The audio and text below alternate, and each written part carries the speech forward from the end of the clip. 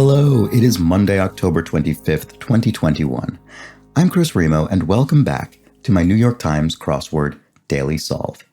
It's a Monday puzzle. Should be a pretty easy one, which is always a nice way to get into a Monday morning, I think. And before we do, there are quite a few comments from yesterday's puzzle, which is not a big surprise because there were plenty of bits of sports knowledge I didn't have. But quickly, even before that, I will mention the Patreon campaign, which is running over at patreon.com/thedailysolve. And that's how you can directly support this series and this channel and help me make it a sustainable enterprise going forward. You can get bonus videos such as the latest Boss Words Fall Themeless League competition puzzle, which I found very difficult this week, maybe the hardest one yet. I'll put that up on the channel on Saturday. Sorry, I put that up on the Patreon feed on Saturday, as well as the mini speed solves and so on. So head over to the Patreon campaign. There's a link in the description field underneath the video. And there's the new account on Twitter, which is @thedailysolve, if you'd like to follow that and get tweets about this channel. All right, so let's move on to the comments from yesterday's puzzle.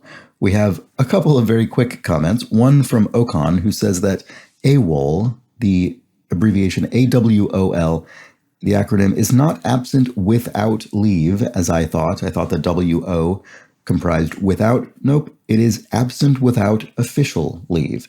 So there you go. There's that military term. And Jason Grunow explains that a rusk biscuit, something I don't think I'd ever heard of, is a popular biscuit in South Africa. It is just dough that is double baked, so it is dry and hard. The classic rusk is the buttermilk Uma rusk, pronounced like the name Omar. Oma rusk, meaning grandma rusk in Afrikaans. They are great for dunking in coffee or tea.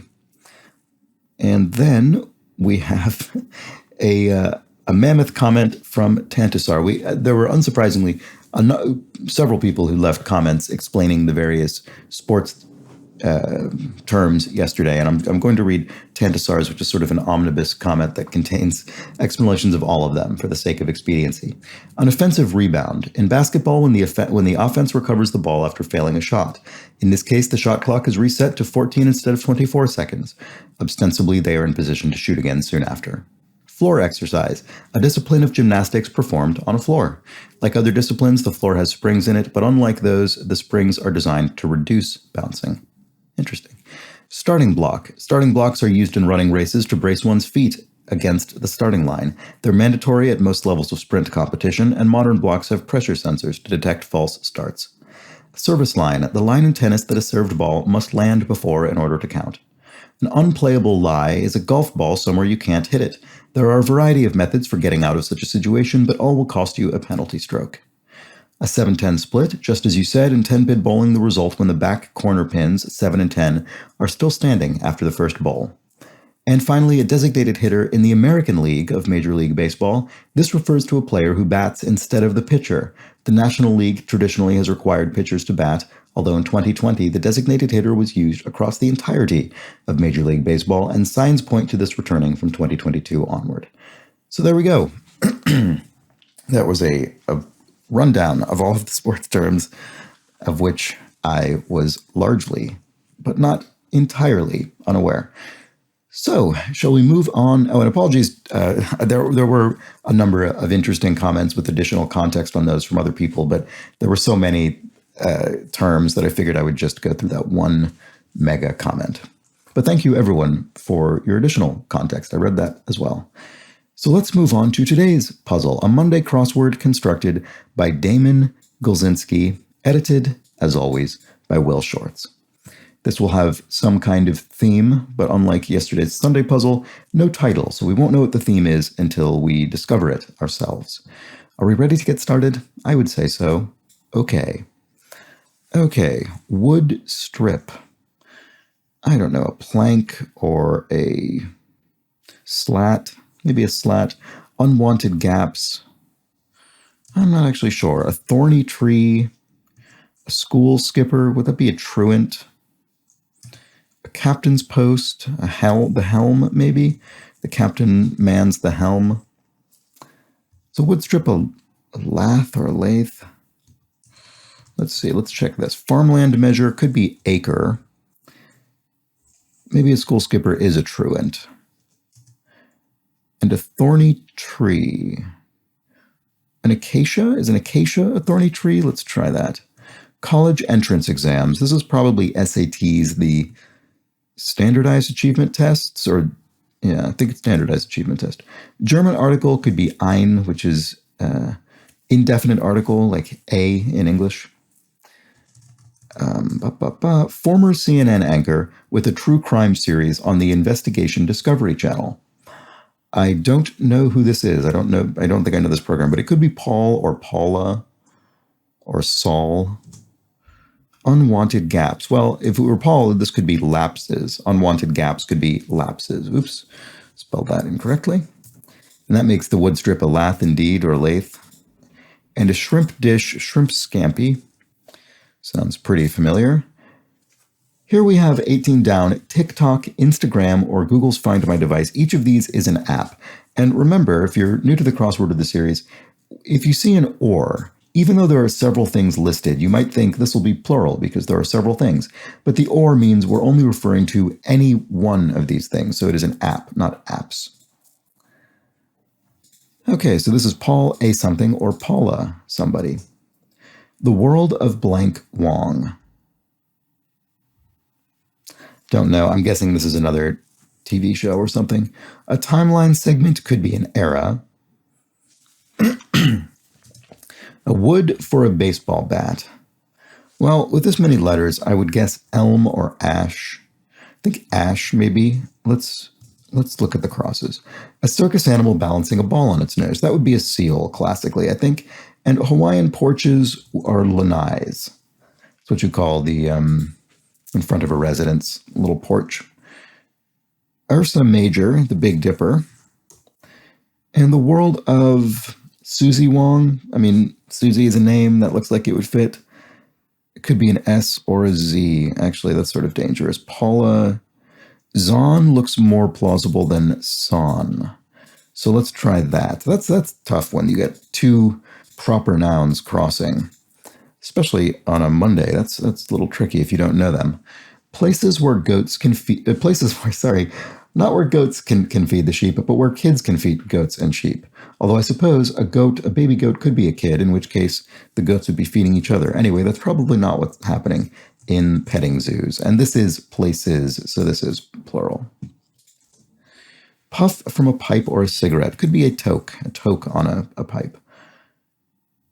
It's hosted on a brig in high winds. I would imagine this to be the topsail on a sailing ship. Maybe not.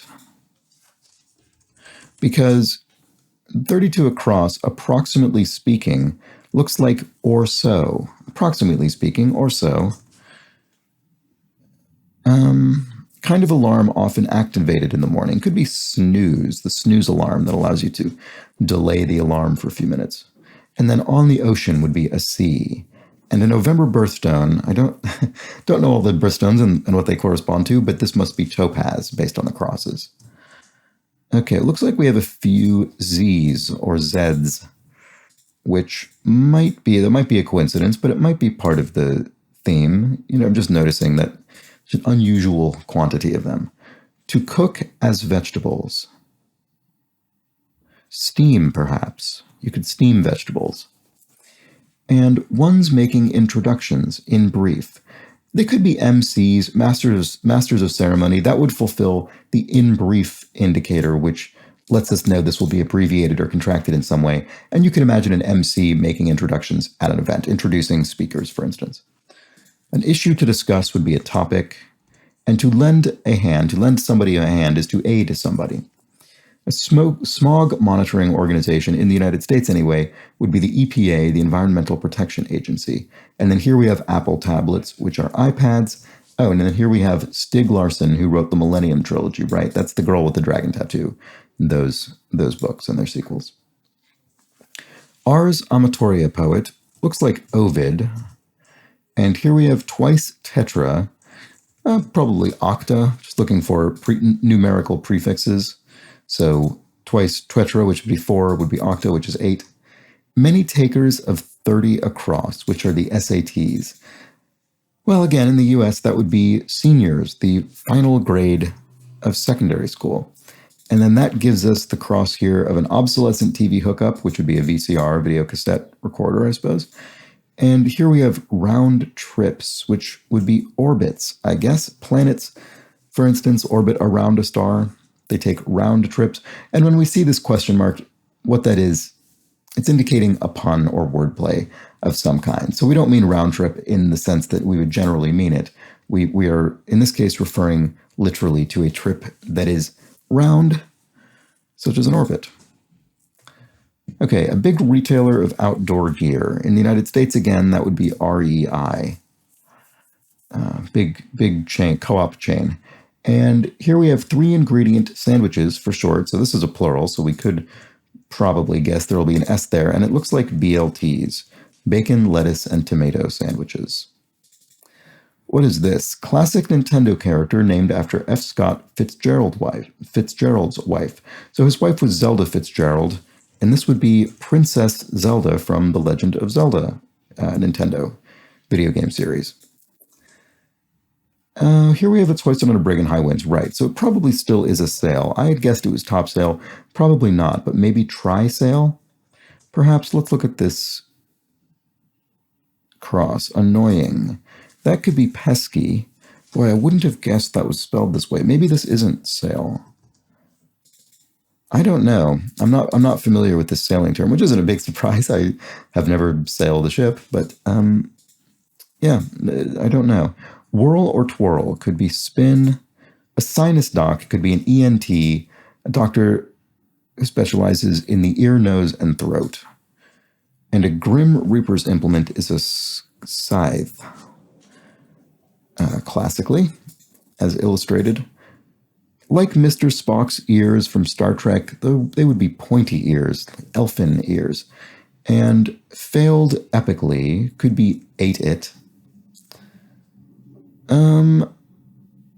Do I see? Oh, I do see what right. Okay, the theme is P, 2 words with PZ. That's actually helpful because that does confirm that this Paulazon is a Z. And actually, now that I say it aloud, that name does sound sort of familiar, but I couldn't tell you who this person is. But clearly a former CNN anchor. I do know that, at least, from the clue. But yes, we have Paula Zahn, Petting Zoos, Princess Zelda, and presumably, oh, here we go. So simple. So here's our revealer. If you're new to the crossword, the revealer is a clue that essentially explains what's going on with the puzzle's theme. So it usually refers to several theme answers and then helps us understand why it is that way or what it means.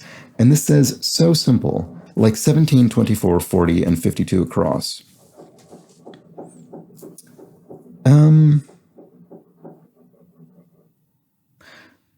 I actually don't think I know what this phrase is. I'm sorry if you've jumped straight to it. It'll be something referring to P and Z, but I don't know. So let's just keep going. Law officers in slang. They could be the popo, the police. Iranian money, the rial. Normandy battle site in World War II. St. Lo, I think. And here we have backup singer for Gladys Knight. Oh, I'm not sure. A hoppy quaff in brew. So this would be a hoppy beer, hoppy quaff, something you quaff. An IPA, an India Pale Ale, which is a very hoppy and bitter category of beer. Here we have the Warsaw currency. So this Warsaw, Poland, this refers to the Polish currency. So the Polish zloty. Is that still true? Because I thought Poland was in the European Union. Did they not use the euro? I'll have to look that up. Anyway, it's hoisted on a brig in high winds. A trysail. So I suppose it is a trysail. Interesting. I just don't know that phrase, but that's not much of a shock. All right, Montezuma's people would be the Aztecs. And let's look at this. We didn't look at this. Body part that a Manx cat lacks. Yes, famously tailless cat, the Manx cat. Western lily. Could it be a sago lily? Did as directed could be obeyed. And a performer in a kimono could be a geisha, Japanese sort of attendant performer. Only major Texas city on mountain time. Huh.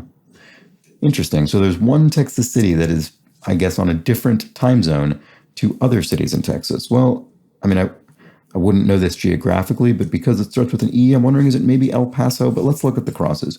Neighbor of Syria, abbreviation, well, Lebanon, so that makes sense. And a long-haired, pot-smoking 1960s stereotype would be a hippie. So this does look like El Paso. Let's fill that in and look. A warty flycatcher, a toad. And tennis great Arthur Ashe, for whom there's a stadium named in New York, I believe. And fuel from a bog, peat, as in a peat bog. So simple. Easy peasy. I get the peasy part. Peasy. Easy peasy. Oh, I think I get it. So it's saying like 17, 24, 40, and 52 across. I think it's basically saying you get an easy peasy once you understand the theme. You can you have an easy 2 letters that you can slot in. I'm not 100% certain I'm understanding exactly how the revealer is describing these, but I think that's maybe what it's getting at. But let's keep going. Spice whose name consists of 2 consecutive pronouns.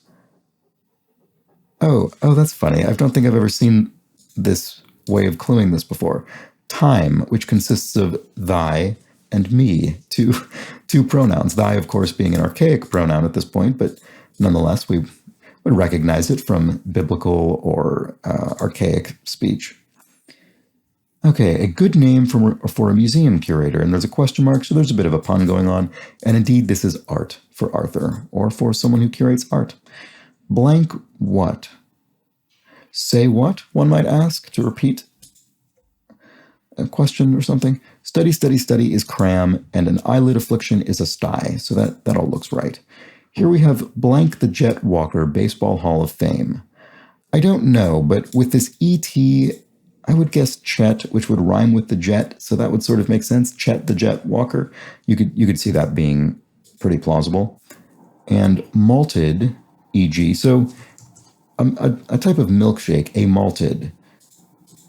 malted shake, referred to as a malted, for instance. That's also, I think, a little bit archaic. I've not heard that recently, but maybe it's not. I'm not sure. Sweet cake topper could be icing. You ice a cake. And eyelashes. So eyelashes biologically are a form of cilia, which are little, I don't know what you'd call them. I guess little tiny appendages sort of that stick out and help as sensing organs. I'm sure I'm using extremely incorrect vocabulary here, but I'm not really sure how to describe it. But you see them on insects and all sorts of things have cilia, but so do we on our eyelids, these little things that stick out. Okay, north of the border sports organization. Well, we've already gotten, so north of the border in an American crossword would refer to Canada.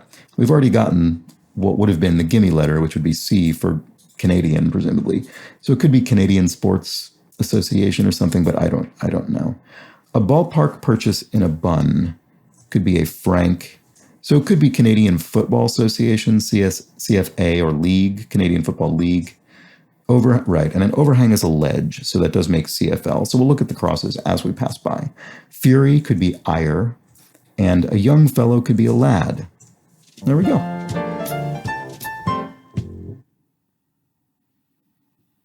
So all in all, a fairly straightforward puzzle with a few moments that gave me some trouble, such as Paula Zahn crossing with Susie from the world of Susie Wong, which I don't think I'm familiar with.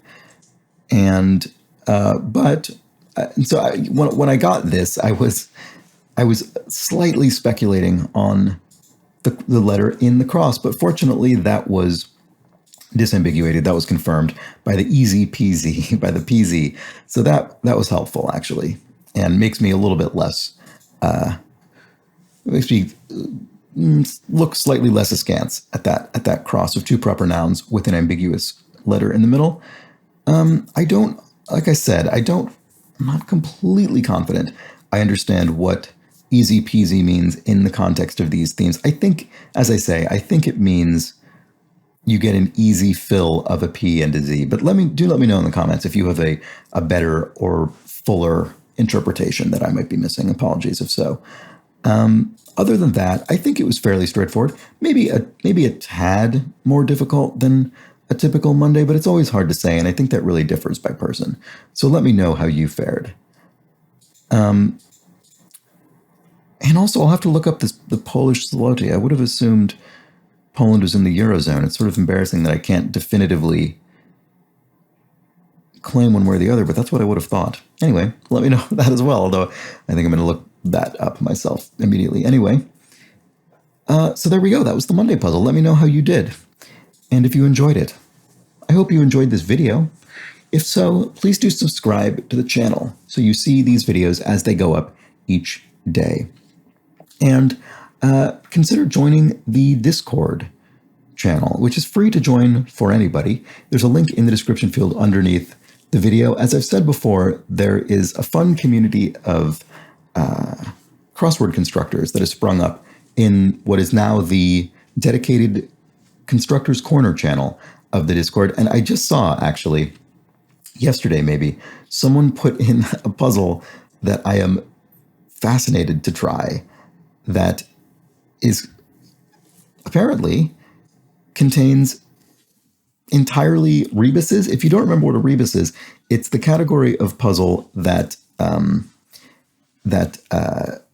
it contains cells with more than one letter in them. And this puzzle obviously didn't, and I don't think I can show you now that I've... Oh, no, I guess I can.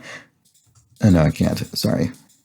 Since I've completed the puzzle, I can't edit it. But anyway, it's when more than one letter goes into a particular cell. And someone, I think Lyle, who is the coiner of Lyle's Law, if you're a longtime viewer of this channel, has constructed a puzzle in which I think every cell maybe is a rebus. I'm fascinated to try that. I've not done so yet. And if that interests you, head over to the Discord chat server. There's a link in the description field underneath the video. And speaking of the Discord, you can get additional access to that. You can get an additional channel and a sort of title on the Discord in recognition of your generosity if you back the Patreon campaign at patreon.com/dailysolve. And of course, there's also a link to that in the description field underneath the video.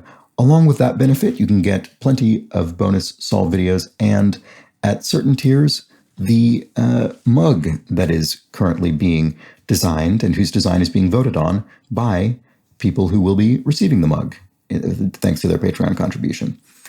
And finally, you can be recognized on these videos for your generous support. And to that point today, I would like to very much enthusiastically thank the inestimable Hood Monster, the incomparable Shantanu Bhatia, as well as Timothy Mark, aka Bidiot Bales. So thank you, Timothy Mark, thank you, Shantanu, and thank you, Hood Monster, for your ongoing support. I really do appreciate it. And thank you to everyone else who has backed the Patreon campaign, and thanks to you for watching this video. I appreciate that as well. I hope you do so again tomorrow when we solve the Tuesday puzzle, another fairly gentle puzzle, to help us continue to get into our work week. So please do come back for that. But until that point, have an excellent remainder of your Monday. Take care.